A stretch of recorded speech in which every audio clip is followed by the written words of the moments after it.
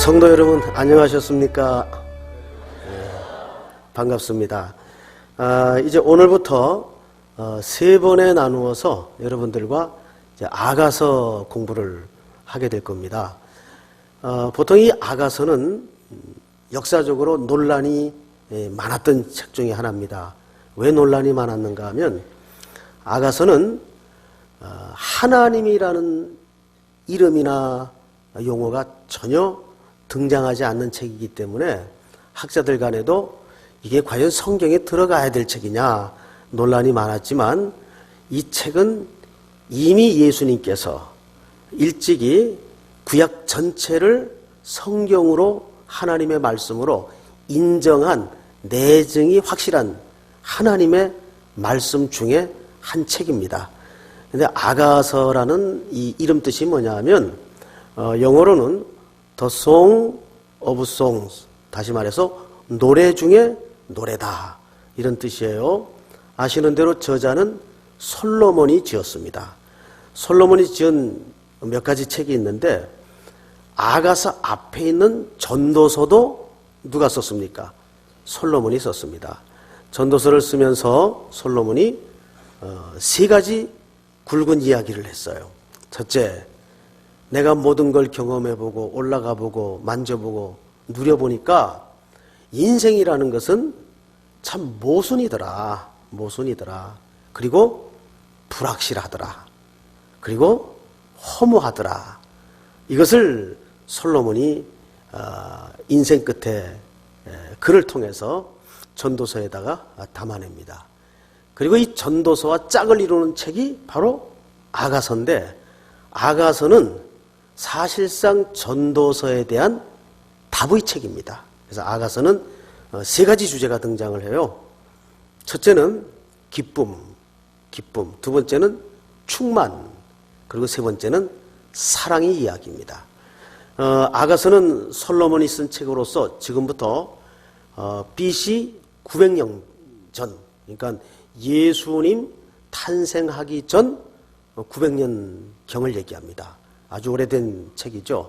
그래서 오늘 이 아가서를 중심으로 해서 말씀을 나눌 텐데요. 특별히 아가서는 크게 두 덩어리로 나눠져 있습니다. 전체가 8장이라면 1장서부터 4장까지는 신부에 대한 소개의 책이에요. 신부가 어떤 존재인가? 이 신부는 누구인가? 어떤 내용을 가지고 있는 신부인가? 이 신부에 대한 내용으로 구성이 되어 있습니다. 그리고 5장서부터 8장까지는 그 신부가 신랑과 함께 살아가면서 누리게 될 어마어마한 기쁨과 유산을 잘 소개한 책이 이 아가서의 전체 구성이기도 하죠. 그래서 오늘은 짧은 30분 동안 여러분들과 1장, 2장, 2장을 다루려다 보니까 너무 시간도 촉박하고 또 여기에 담아진 어마어마한 내용을 한 절 한 절 다 설명할 수도 없고 특별히 아가서가 어려운 것은 이것이 전부 노래의 표현이요 시의 형식으로 표현되어 있기 때문에 이 말을 신부가 했다는 얘기인지 신랑이 했다는 얘기인지 막 섞여서 교차로 진행이 되다 보니까 독자들이 읽기에는 굉장히 좀 난해한 부분도 있고 오해를 가지고 있던 부분도 있고 어렵습니다. 읽기가. 그래서 제가 며칠 동안 이 강해를 준비하면서 이 비디오를 통해 강의를 듣는 성도님들이 어떻게 하면 이 아가서 전체의 윤곽을 좀 잘 이해할 수 있을까 기도하면서 고민하다가 1장서부터 8장까지를 여러 차례 읽는 가운데 거기에서 입체적으로 이 아가서 전체 스토리를 이야기식으로 한번 이렇게 구성을 해봤습니다. 그래서 지금부터 없는 얘기를 꾸며서 하는 얘기가 아니고 아가서에 알알이 박혀있는 내용들을 하나씩 뽑고 발췌를 해서 요거를 이야기를 제가 이제 구성을 해서 만든 겁니다. 지금부터 아가서의 전체 배경에 해당하는 이야기를 쭉 여러분들이 들어보면 그런 내용이었구나. 이야기를 듣고 성경을 한 절 한 절 읽으면은 굉장히 이해가 빠르리라고 생각을 합니다. 지금부터 이야기를 잘 들어보시기 바랍니다. 우선 이 아가서는 굉장히 첫 절서부터 충격을 주는 책이에요. 왜냐하면 1절서부터 4절까지가 이 신부의 신랑을 향한 프로포즈, 청혼으로, 고백으로 시작이 되는 책입니다. 여러분, 이 히브리는 이 동양 문화권 아닙니까? 그리고 BC 900년경이면 여자들의 사회적 위치는 굉장히 천했습니다. 그리고 무가치한 존재로 여겨졌고 심지어는 숫자에도 포함시키지 않았던 그런 문화적 정서를 갖고 있던 때인데, 그것도 아주 가난하고 가련한 여자 하나가 한 남자를 향해서 청혼하는, 프로포즈하는 내용으로 시작이 되는 이런 스토리의 출발을 보여주고 있습니다. 이런 걸 보면 야, 이 여자 참 대단히 용감하다, 무모하다, 둘 중에 하나일 텐데, 이것은 용감한 것도 무모한 것도 아니고, 이 여자가 신랑에 대해서 먼저 프로포즈를 하지만은 그 신랑이 나를 확실하게 사랑하고 있다는 그 확신의 근거에서 프로포즈를 하는 거예요. 자, 그러면 이러한 청혼, 프로포즈가, 아름다운 사랑의 이야기가 어떤 맥락 속에서, 배경 속에서 이루어졌는가를 지금부터 이야기식으로 한번 풀어드릴 테니까 잘 들어보시기 바랍니다. 오늘은 그래서 메모할 것도 없고 그냥 편안하게 들으시면 됩니다. 헬라어도 안 나오고 히브리어도 안 나옵니다. 에브라임 산지의 산골 마을에, 이 에브라임은 이스라엘 북쪽을 얘기합니다. 아주 가난한 한 가족이 살고 있었고, 거기에는 솔로몬이 운영하는 포도원이 하나 있었습니다. 그런데 솔로몬이 그 포도원을 그 에브라임 산지의 어느 가난한 농부의 집에다가 이제 경작을 맡기게 됩니다. 근데 그 집은 아버지가 없어요. 일찍 돌아가셨던 것 같아요. 그리고 어머니들에게 여러 남매가 있었습니다. 성경을 쭉 종합적으로 훑어보니까 딸도 둘 이상 있었고, 뭐 누이 동생 이런 표현들로 봐서 딸도 둘 이상 있었고, 오라비들이라는 표현들로 봐서 아들도 둘 이상 있었던, 어쨌든 여러 남매가 남겨진, 그리고 가난한 가정이었던 것 같습니다. 아버지는 웬 이유인지는 성경에 소개되고 있지 않으나 일찍 돌아가셨습니다. 생활이 어렵고 물론 고달팠겠죠. 그런데 이제 이 포도원을 경작하게 된 겁니다. 그런데 딸 둘 중에, 최소한 딸이 둘이 있었는데 둘 중에 큰 딸이 바로 오늘 이 성경에 등장하는 그 주인공격인 술람미 여인이 됩니다. 근데 이 여인은 가정에서 어떤 존재였는가 하면 상당히 미운 오리 새끼였어요. 그래서 오빠들한테도, 형제들한테도, 또 어머니한테도 뭔가 미운 털이 베껴가지고 이렇게 배척을 자꾸 당하고 왕따를 당하는 그런 가정 분위기가 여기에 이제 슬금슬금 소개되고 있습니다. 이런 걸로 봐서 학자들이 내놓는 견해는, 그것은 아마 이 집안의 가정 사정이 굉장히 좀 복잡했던 것 아닐까. 그것은 당연히 그렇게 추론할 수 있는 것이, 왜냐하면 유대 문화 속에 그 당시는 한 어머니의, 여러 어머니의 한 아버지, 이런 가정의 구조가 늘 비일비재했었습니다. 뭐 대표적인 예로 구약 성경을 거슬러 올라가 보면 야곱도 아내가 넷씩 있었죠. 그래서 그 각각의 아내에게서 생산된 자녀들 사이에 형제들이 늘 화목하게 잘 지냈습니까? 불편했습니까? 상당히 불편했죠. 그 대표적인 왕따가 누구였습니까? 바로 요셉이었습니다. 그런 아마 가정 사정과 구조를 가지고 있었던 것 같습니다. 그런데 특별히 그 오라비들이 이 큰딸 술람미 여인을 아주 못마땅하게 여겼어요. 그래서 늘 그에게는 바깥에 나가서 일을 하는 포도원 가꾸는 험한 일을 시킵니다. 그 사정을 성경은 이렇게 소개를 해요. 여러분 1장 6절을 한번 볼까요? 1장 6절 5절부터 한번 보겠습니다.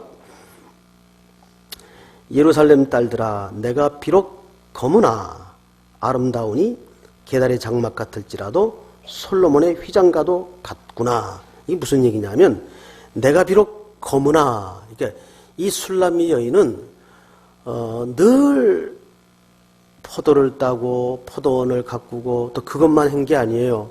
뒤에 성경을 쭉 읽다 보면 양떼도 쳤어요. 그리고 작은 담장을 허는 여우를 잡기 위해서 사실 거기는 원문에 보면 여우가 아니라 늑대입니다. 잡기 위해서 덫을 놔야 됐고 걸음을 메고 이런 허드렛 일 험한 일을 늘 바깥에 나가서 그 팔레스타인의 그 살인적인 햇빛 속에서 노출된 채 일을 하다 보니까 자연히 얼굴이 어떻게 해졌겠습니까? 얼굴이 까마잡잡했습니다. 그래서 게달의 장막 같다는 말이 그 말이에요. 얼굴이 검다 그 말이에요. 6절을 보세요. 내가 햇빛에 쬐어서 거무스름 할지라도 흘겨보지 말 것은 내 어머니 아들들이 나에게 노하여 여기 내 어머니 아들들이라는 표현으로 봐서 이 아들들은 친오빠였으면 관습상 이런 표현을 쓸 수가 없습니다. 그래서 아까 말씀드린 대로 이 집은 가정사정이 상당히 복잡한 가정이었지 않았겠는가 학자들이 이제 그런 견해를 내놓습니다. 이 오라비들이 어떻게 했어요? 6절에 보니까 어머니 아들들이 나에게 노하여 늘 불편했다고 말이죠. 노하여 포도원 지기로 삼았음이라. 나의 포도원을 내가 지키지 못하였구나. 근데 이게 무슨 말일까요? 나의 포도원을 내가 지키지 못했다. 이 말은 상당히 그 은유적인 표현입니다. 물론 그가 포도원만 가꾸는 일을 책임 맡았다면 넉넉히 그 포도원을 지킬 수 있었겠죠. 그러나 그걸 좀 하려고 그러면 또 양떼 몰라고 그러고 물 떠오라고 그러고 덧 놓으라 그러고 또 밤매라 그러고 이것저것 막 여러 일을 시키니까 자기에게 맡겨진 그 조그만 소임마저도 자기가 온전히 감당할 수가 없었다 그 말이에요. 그런데 이런 표현들은 또다시 영적인 표현으로는 무슨 뜻이 되냐면 자기의 지금 얼굴이 그렇게 새카맣게 하루 종일 거의 매일을 햇빛에 노출된 채 고단하게 살았던 까닭에 얼굴이 까무잡잡해졌어요. 그러니까 정말 처녀의 아름다움을 유지할 만큼 그런 자기 자신 하나를 돌아볼 겨를이 없이 험하게 살았다고 말입니다. 이 표현이 자 그런 의미에서 성경을 보면 이해가 됩니까 안 됩니까? 이해가 되죠. 자 양떼도 쳐야 되고 포도원도 가꾸어야 되고 덫도 놓아야 되고 온종일 땡볕에서 이 고생을 했던 여인. 그리고 결국은 나의 포도원을 내가 지키지 못하였구나. 이런 자조적인 시름의 한숨과 고백을 매일매일 토해내야 되는 고단한 하루 일생을 살아가고 있었습니다. 그러면서 가끔 조금 여유가 나는 시간이면 그늘 밑에 앉아서 동리 비슷한 또래 아낙네들 또는 처녀들의 그 편안하고 안연스러운 일상을 보는 거예요. 어머니 그늘 밑에서 또는 일찍 시집간 친구들은 남편의 그늘 밑에서 이런 험한 일도 하지 않고 꽃단장에 분을 바르고 고운 옷을 입고 마실을 다니고 논이는 걸 보면 이 어린 처녀가 얼마나 부러웠겠어요. 여러분 혹시 그런 비교의 근거에서 자기 자신을 한번 이렇게 한탄해 본 적 없나요? 저는 그런 경험이 있어요. 제가 고등학교 1학년을 이제 중퇴하고 공장 생활을 하는데 공장 생활은 늘 그 기름때하고 거의 번복이 돼서 사는 겁니다. 그래서 그 공장에 다니면 소위 공돌이라 그래가지고 옷는 그 누런 회색빛 옷이 있어요. 작업복이죠. 그걸 입고 그 당시에는 거의가 너나 할 것 없이 군인들이 신다가 그 버린 군화를 늘 다들 신고 다녔습니다. 그러면 하루 종일 기계를 만지고 납덩어리를 만지다 보면 손톱 사이사이에 새까맣게 기름때가 끼어요. 그러면 이렇게 보면 그게 이제 어린 마음에 그렇게 부끄러워요. 이제 퇴근할 때 가방 둘러매고 버스도 타야 되고 이러는데 이 손이 늘 새까마니까 그러면 이제 공장 화장실에 가가지고 칫솔로 이 문질러요. 그걸 기름때가 벗겨지라고. 그러면 그게 오랜 세월 이렇게 더덕더덕 눌어붙다 보면은 이게 안 지워집니다. 이게 이제 여러 달 가서 물에 손을 뿔크고 기름때를 안 만져야 그게 결국은 지워지지 아무리 닦아도 그거는 남아있어요. 그러면 이제 창피하죠.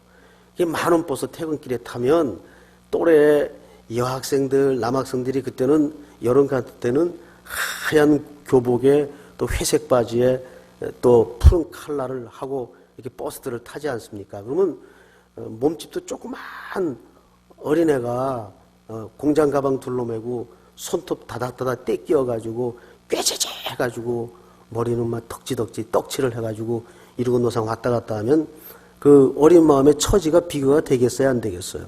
되죠. 되죠. 아유, 나는 언제 저거 돈 벌어서 돈 모아서 학교 복학하나. 이게 늘 가슴 한켠에 소원이었고 꿈이었단 말이에요. 아마 제가 이 성경을 읽으면서 그때 그 시절이 이렇게 어렴풋이 비교가 되고 떠오르더라고요.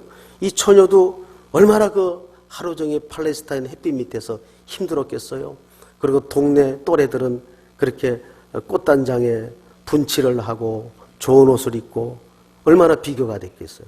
그러고 있는데 어느 날 앞에 뭔가 이렇게 어두운 그림자가 덮이는 인기척을 느낀 거예요. 그리고 무심코 고개를 드는데 눈앞에 키가 1m 82cm에 눈이 우묵히 들어간 코가 우뚝 선 우리 교회 최용구 목사 같은 사람이 앞에 서 있는데 한눈에 이 가슴에 찡 하고 요즘 G세대 표현으로는 필이 꽂힌 겁니다. 필이. 세상에 살면서 이렇게 훤칠하고 잘난 남자를 본 적이 없는 거예요. 이렇게 눈을 보니까.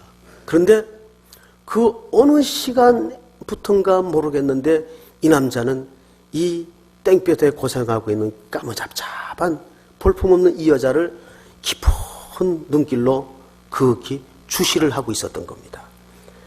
그녀는 부끄러워서 고개를 떨구지만은 가슴에 방망이질을 하는 이 두근거리는 소리가 혹시라도 저 남자의 귓가에 들킬까봐 조심조심 눌러가면서 쿵쾅쿵쾅쿵쾅 가슴을 진정시키는 거예요. 그러면서 자기도 모르게 고백을 하는데 그게 6절이에요. 6절 고백을 잘 보세요. 내가 햇빛에 쬐어서 거무스름 할지라도 흘겨보지 말 것은 내 어머니의 아들들이 나에게 놓아여 포도원 지기로 삼았습니다. 나의 포도원을 내가 지키지 못하였구나. 이 말은 내가 이렇게 고단하고 수고하고 나 몸 하나 돌아볼 겨를 없이 바빠서 내가 나 자신을 하나 이렇게 치장을 못하고 단장을 못했습니다. 이 고백을 자기도 모르게 그 멋지게 생긴 청년 앞에서 하게 되는 겁니다. 그러다가 이 처녀는 내가 미쳤지. 감히 언감생심 어떻게 나 같은 처지에 이런 청년을. 그런데 여러분 사람의 마음을 자기 마음대로 누군가 할 수 있다면 얼마나 좋겠어요. 이 청년 양치기도 또 이 까무잡잡한 술람이 처녀도 서로를 향하여 지는 이 마음을 누구도 끊어낼 수가 없었어요. 처음에는 뜨문뜨문 오고 가며 눈길만 주고받으면서 만나 우정을 엮어가다가 우정이 변하여 뭐가 됐겠어요? 어떻게 우정에서 사랑으로 바로 갑니까? 그 중간 과정이 있죠. 우정이 변하여 연정이 되고 연정과 사랑은 달라요. 이건 이제 소설을 많이 읽어야. 그러니까 예수를 잘 믿으려면 교양 과목이 튼튼해야 된다 그러잖아요. 우정이 변해서 연정이 되고 연정이 발전하면 뭐가 될까요? 사랑이 되는 거예요. 그만 둘이서 이제는 떼어놓을래야 떼어놓을 수 없는 사랑하는 사이가 되어버리고 말았어요. 그렇게 사랑이 익어가면서 이 여인은 아무리 하루가 고단해도 그 고단함이 눈 녹듯 사라지는 거예요. 그저 고단하다가도 따가운 햇빛에 그 멋지게 생긴 양치기 청년 얼굴만 보면 모든 것이 눈 녹듯 녹아내리는 겁니다. 그렇게 행복한 나날을 지나고 있던 어느 날,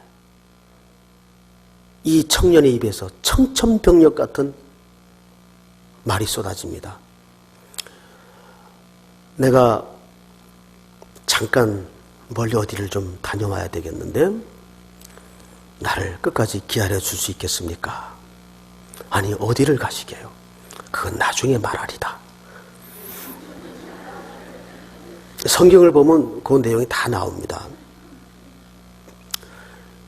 그러자 이 아낙네가 아니죠. 아직은 이 처녀가 뭐라고 얘기를 하냐면, 이제 내 마음은 오로지 당신밖에는 길이 없습니다. 내가 당신께 속했고 당신은 내게 속했습니다. 내가 당신이고 당신이 나입니다. 기다려야죠. 무슨 말씀을 그렇게 섭섭하게 하십니까? 기다리겠습니다. 그러자 이 멋지게 생긴 양치기 소년이, 내가 꼭 돌아오면 당신을 내 아내로 맞이하겠습니다. 정표 하나를 주고 떠납니다. 세월이 흘러도 이 청년이 돌아오질 않아요. 그런데 늘 이 처녀의 마음속에는 이제는 이 청년으로밖에는 채워질 수 없는 깊은 병이 생긴 겁니다. 너무 사랑해서 병이 생겼다는 표현이 이 아가서에서 그래서 등장을 합니다. 그러자 동리 사람들이 조롱하고 놀리기 시작합니다. 야, 이 가시나야, 네가 미쳤지, 네가 속은 거다. 너 뭐 붉고 있다고 그 청년이 다시 오겠냐. 정신 차려라. 어서 가서 밥이나 해라. 뭐 이러면서 조롱하고 놀리는 겁니다. 심지어는 어머니까지도, 오라비들까지도 이 기집애 정신 차려. 얘가 지금 바람이 나가지고, 야, 그 양치기 소년이 정신이 나갔지, 너 같은 애를 뭐 한다고 다시 찾으러 오겠냐. 야단을 치고 조롱을 하고 놀리는 거예요. 그래도 이 처녀의 마음속에는 오로지 이 청년밖에 없는 겁니다. 기다리고 또 기다리는 겁니다. 얼마나 마음에 병이 났든지 누우면 청년의 꿈을 꿔요. 화들짝 일어나서 멍하니 밤하늘을 보기가 수년을 지났습니다. 그러던 어느 날, 저 동구박 언덕바지에서 구름 같은 흙먼지 구름이 피어오르더니 타가닥 타가닥 타가닥 타가닥 멋진 말을 탄 호위병들이 막 달려서 마을로 들어오는 겁니다. 동네가 술렁술렁술렁해지기 시작했습니다. 웬일일까? 무슨 일이 일어났나? 동네 사람들이 문가에 서서, 길 어귀에 서서 불안하면서 호기심에 쳐다보고 있는 거예요. 그런데 그 먼지 구름은 점점 커지더니 이 포도원 맞은편에 딱 말들이 멈춰섭니다. 그 말 위에서 멋진 호위병들이 다 땅바닥에 내려서더니 이 볼품없는 까무잡잡한 술남민 여인 앞에 가서 섭니다. 그대가 아무개요? 예, 소녀가 아무개입니다. 아, 그렇습니까? 인사를 하더니 지금 동구박에서 이 나라 임금께서 그대를 모시러 오라는 어명이 있어 저희들이 이렇게 신뢰를 무릅쓰고 모시러 왔습니다. 타시죠. 이제 이야기가 이렇게 된 겁니다. 아, 그러니까 이 처녀가 내가 무슨 잘못을 했나? 이게 무슨 일인가? 도대체 정신을 차릴 수가 없는 거예요. 그런데 앞에는 금가마, 꽃가마가 잘 단장해서 준비가 된 겁니다. 얼떨결에 태워졌어요. 그리고 실려서 흙먼지를 일으켰던 그 기마병들과 함께 동구박 언덕을 넘어 딱 갔는데 거기에 또 한 무더기 화려한 옷을 입은 사람들이 딱 앉아 있는 거예요. 감히 가슴이 후들거려가지고 고개도 들지 못하고 그 왕이라고 불리우는 사람 앞에 고개를 저아리고 바들바들 입술을 파랗게 하고 서 있는데 낭자 고개를 드시오.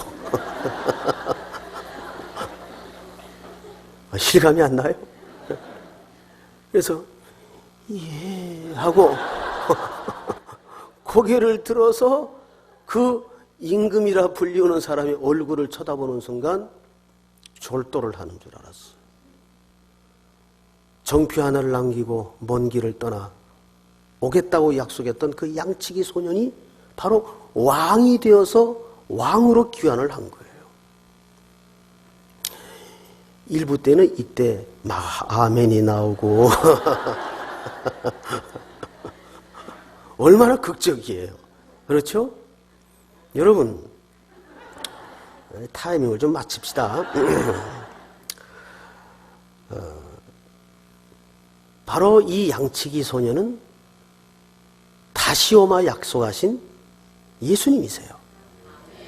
왕으로 오시는 거예요. 근데 왜 양치기 소년으로 등장을 했을까요? 이 땅에 가난하고 못나고 버림받은 우리들을 구원하기 위해서 이 땅에 사람의 몸을 입으시고 오신 예수님이라는 뜻입니다. 믿습니까, 여러분? 오늘 이러한 배경에서 이제 1장과 2장을 한번 읽어보시면 그래서 이런 표현들이 서로 주고받는 시의 대꾸 가운데 대화가 이루어지고 사랑의 고백이 무르익고 갔구나.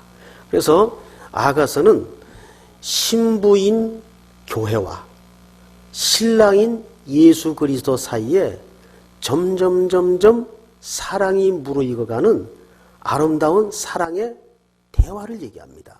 그런 의미에서 자, 여러분 1장 4절을 한번 보실까요? 우리 한번 같이 읽겠습니다. 자, 신랑의 사랑이 무엇보다 더 진하다고요?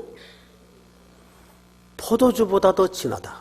여기서 말하는 포도주라는 것은 구약 성경에서는 이 세상의 모든 즐거움과 희락을 통칭한 은유적 표현이 포도주 같은 기쁨이에요. 그런데 신랑을 만나니까 지금까지 최고로 기쁘고 최고의 가치로 우리 인식과 마음속에 자리 잡아졌던 것들이 다 낡아지고 아무것도 아니더라고요. 뭘 만나니까? 예수님을 만나니까. 맞죠? 우리 마태복음 그 13장에 보면 천국 비유 나오죠. 농부 하나가 밭을 갈러 나갔다가 떨거덩 호미에 뭐가 걸려서 그 소리를 쫓아서 계속 땅을 파보니까 거기에 보화 상자가 발견이 된 겁니다. 이 땅에 어떤 가치하고도 바꿀 수 없는 어마어마한 보화가 그 밭 속에 발견이 된 거예요. 몰래 감추어 덮어두고 집에 돌아가서 희죽희죽 혼자 웃으면서 누워서도 웃고 밥 먹다가도 웃고, 그러니까 영문도 모르는 아내는 당신 더위 먹었어? 실성했어? 어디 아파? 왜 그래? 얘기 좀 해봐. 그런데 지금 얘기하면은 이 여자가 또 이게 싸니까 혹시 모를까봐 입을 꾹 다물고 이 기쁨과 비밀을 가슴에 혼자 담고 며칠을 보내야 된다는 생각을 하니까 가슴이 터질 것만 같은 거예요. 나중에는 자기 모든 소유를 다 팔아치워가지고 가서 그 밭을 샀어요. 밭 때문에 밭을 샀어요? 보화 때문에 밭을 샀어요? 보화 때문에 밭을 샀어요. 보화가 발견되니까 지금까지 가지고 붙잡고 최고라고 여겼던 집안의 모든 것들이 다 시시해지더라고요. 이 보화는 누굴까요? 예수님이에요. 믿습니까, 여러분? 이 예수님이 보화예요. 이 술람이 여인의 고백이 그 고백입니다. 내 신랑의 사랑이 포도주보다 진하다. 그러니까 이 세상의 모든 어떤 기쁨과 가치와 충만과 사랑보다 더 확실하다. 그 다음에 보세요. 2장을 보세요. 2장을 넘어가 보면 이런 표현이 있어요. 2장 1절. 나는 사론에 수선하여 골짜기에 백합하로다. 여자들 중에 내 사랑은 가시나무 가운데 백합화 같도다. 자, 여러분, 우리가 보통 찬송에도 보면 주는 저 산 밑에 백합 빛나는 새벽별 했을 때 백합화를 누구로 인식을 했어요? 주님으로 인식을 했어요. 그런데 그건 조금 넌센스입니다. 물론 예수님을 백합화로 묘사할 수 있죠. 그러나 오늘 여기서 말하는 백합화는 신랑이 이 까무잡잡한 술람이 여인을 보고 가시나무 가운데 백합화 같다고 얘기하는 거예요. 그러니까 보세요. 이 볼품없는 정말 아무도 취급하지 않는 버려졌어도 누가 하나 거들떠보지 않는 이 술람이 여인을 예수님은 우리 신랑은 어떻게 여겼다고요? 가시나무 가운데 백합화 같다. 우리 옛날 어르신들이 재미있는 이야기로 흔히 했던 얘기 가운데 이런 얘기가 있어요. 이쁘면 곰보도 보조개로 보인다. 그런 표현 들어보셨죠? 그러니까 이거는 이유가 없고 조건이 없잖아요. 그냥 우리를 사랑하신 거예요. 그러니까 저와 여러분들은 주 안에 있다는 자체가 행복자란 말이죠. 믿습니까, 여러분? 네. 오늘도 이 행복이 여러분 평생 이 순례길 가는 동안에 우리 신랑 되신 예수 그리스도와 마르지 않는 샘에서 흘러넘치는 샘물처럼 주님과의 교제가 먼저 깊어지고 익어가고 열매 맺는 귀한 나그네 길이 되기를 주님의 이름으로 축복합니다.